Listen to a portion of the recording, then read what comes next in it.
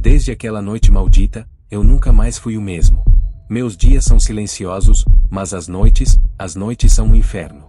Toda madrugada, acordo com o mesmo sol, o canto daquela noiva, ecoando na minha mente.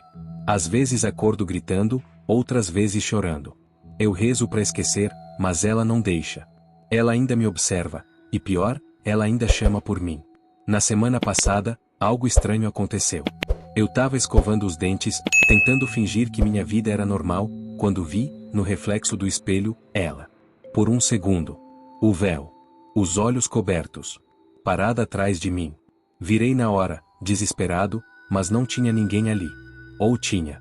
Desde então, cada canto escuro da minha casa parece esconder o vestido branco dela. Eu tô enlouquecendo, ou ela voltou para me levar também.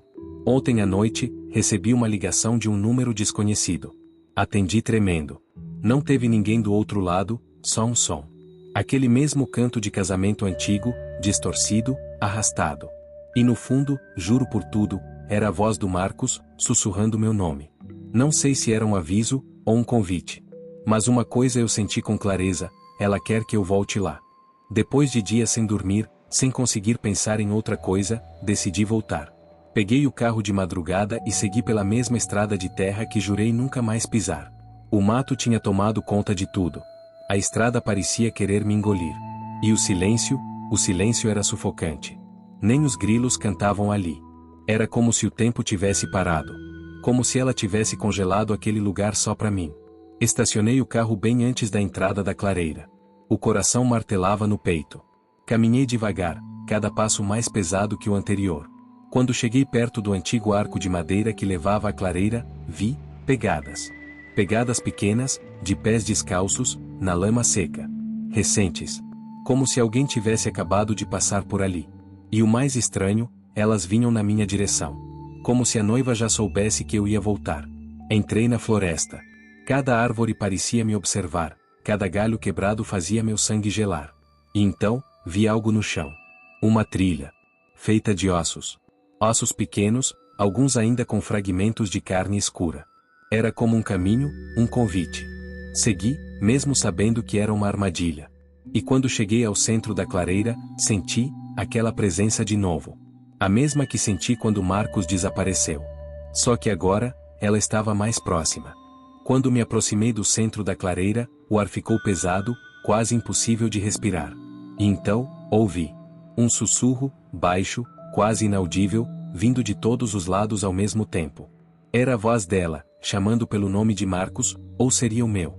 Meu corpo gelou. A névoa ao redor parecia ganhar vida, se contorcendo e tomando formas que eu não queria enxergar. Tentei gritar, mas minha voz falhou.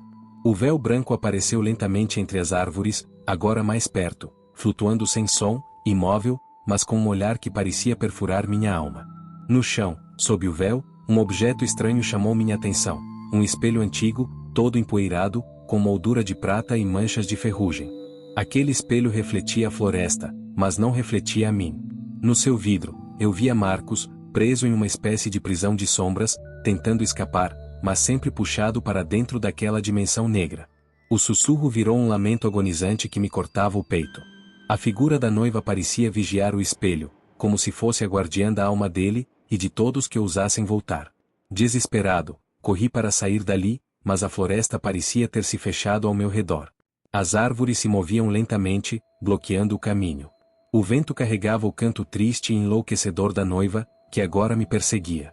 Tentei ligar para o carro, mas o celular estava sem sinal. O fogo do meu isqueiro mal acendia, e o frio cortava a pele. Eu estava preso ali, naquela maldita floresta proibida, e sentia que o destino de Marcos poderia ser o meu também, se não encontrasse uma saída, antes que o véu caísse para sempre. Sem rumo, tropecei em uma velha cabana no meio da floresta. As janelas estavam quebradas, e a porta rangia ao ser aberta. Lá dentro, encontrei antigos jornais amarelados espalhados pelo chão, relatos de desaparecimentos misteriosos ao longo dos anos, todos conectados à noiva da floresta proibida. Entre os papéis, um diário empoeirado chamou minha atenção. Era de uma mulher que, segundo as páginas, tentará libertar os presos pela maldição, mas desapareceu sem deixar vestígios. O medo cresceu dentro de mim, mas a curiosidade falou mais alto. precisava entender o que estava acontecendo para salvar Marcos e a mim mesmo. Nas últimas páginas do diário, uma antiga oração apareceu, descrita como a única forma de quebrar a maldição da noiva. Era um ritual que exigia coragem para encarar o passado sombrio da floresta.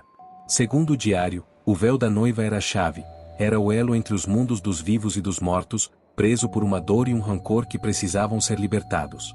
Eu sabia que precisava tentar, mesmo que isso significasse enfrentar a própria noiva.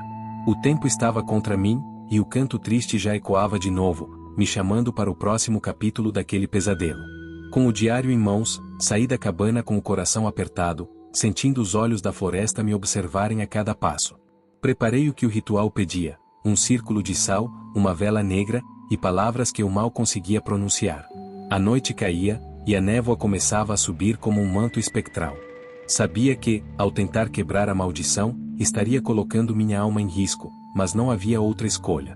Ou eu enfrentava a noiva, ou me tornaria mais uma alma perdida naquela floresta proibida. A floresta parecia viva, respirando ao meu redor, enquanto o canto da noiva ficava cada vez mais alto, penetrando na minha mente como uma agulha afiada.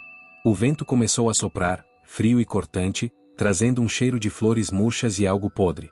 Entrei no círculo de sal que tracei, segurando a vela negra com força, recitando as palavras do ritual. As árvores pareciam se curvar para me observar, sombras dançavam entre os troncos, e uma névoa espessa começou a envolver tudo, como se o próprio ar estivesse se transformando em espectro. De repente, a noiva surgiu à minha frente, mais real e aterrorizante do que nunca. Seu véu esvoaçava, revelando um rosto pálido e sem vida, com olhos vazios que pareciam abismos. Seu sorriso era um convite e uma ameaça ao mesmo tempo. Ela começou a cantar, uma melodia antiga e triste, cheia de dor e rancor. O chão tremeu, e sombras se ergueram das raízes das árvores, como se a própria floresta estivesse se unindo a ela. Meu corpo gelou, mas continuei firme, repetindo as palavras do ritual, buscando quebrar a maldição. O véu que havia encontrado começou a brilhar em minhas mãos, como se reagisse ao poder do ritual. A noiva deu um último olhar, cheio de tristeza, antes de desaparecer em uma nuvem de fumaça escura. O silêncio caiu pesado, e o canto cessou. Senti um alívio momentâneo, mas algo dentro de mim sabia que a luta ainda não havia acabado. O véu queimava como uma marca viva, um lembrete de que a maldição poderia tentar voltar a qualquer momento. Corri para fora da floresta, com a esperança de que, desta vez, ninguém mais seria vítima, pelo menos por enquanto. Se você chegou até aqui, é porque sobreviveu. Mas cuidado, algumas histórias grudam na alma. E te acompanham no silêncio da madrugada. Se curtiu esse relato, deixa o like para fortalecer o canal. E não esquece de se inscrever no Terror Mórbido, onde as histórias não são apenas contadas. Elas são sentidas na pele.